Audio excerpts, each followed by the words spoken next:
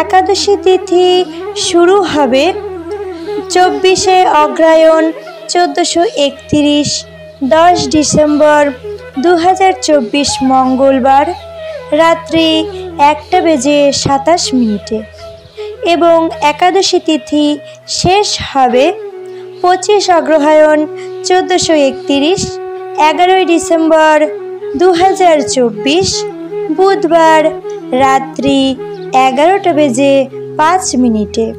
একাদশীর ব্রত পালন করতে হবে 25 অগ্রহায়ণ 1431 11 ডিসেম্বর 2024 বুধবার।